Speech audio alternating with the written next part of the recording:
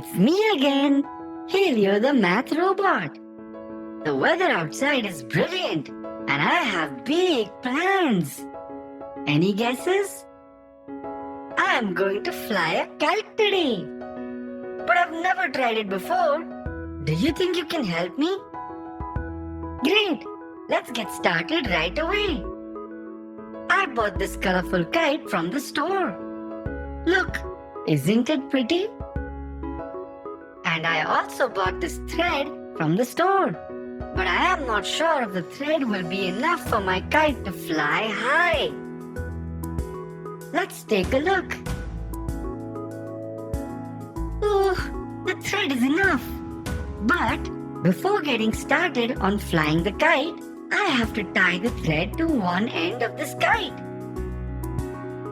How much thread do we need? Can you tell me?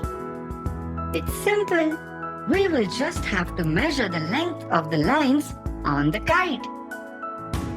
Length is the measurement of something from one end to another end. Now let us take a scale and start measuring. Make sure that the zero on the scale is on the corner when you start measuring the length of something. Now move to the other corner on the scale. Amazing! The length of the kite is 25 centimeters. Centimeters is a unit used to measure length. It is bigger than millimeters and smaller than meters. Some items that we can measure in centimeters are pencils, books, toys, windows, and even a television. How about you try to measure the other line? Now we know the length of the kite. Let's get the thread and cut it as we have measured the length. Be careful, scissors are sharp. They can cut you. Good job! Now we just have to tie the threads. All done! Hooray! All that is left to do is to tie a very long string so that our kite flies high. I know that the string has to be 5 meters long. Look at that! We have another new word, meters. Do you know what it means? Meters is another unit used to measure length. Some things that are measured in meters are cloth, the height of a door, or the length of your classroom. Let's get 5 meters of thread to tie to our kite. Oh no! Our scale only measures in centimeters and not meters. Let me think. We can use conversion to measure the meters in centimeters. Conversion is the process of converting the length from one unit to another. So we have to convert meters to centimeters. 1 meter equals 100 centimeters. That's a lot, isn't it? So if I say 1 meter of cloth, it means the cloth is as long as 100 centimeters. To convert the meters to centimeters, we just have to multiply by 100. So 5 meters will be multiplied by 100. That gives us 500 centimeters. So we need 500 centimeters of thread to fly our kite. Why don't you solve an example while I cut this thread? Wonderful! We have prepared our kite to fly high.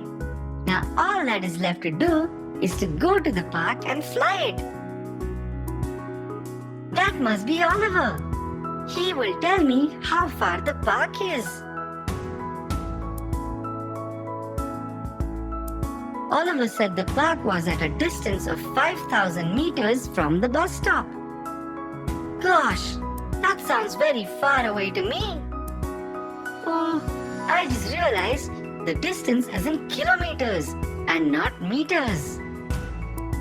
Oliver must not know that distances between places are measured in kilometers and not meters. Silly Oliver. Other things measured in kilometers are the distance between cities and states. But how do we know how far we have to go? I know. We should use conversion again. We have to convert meters to kilometers.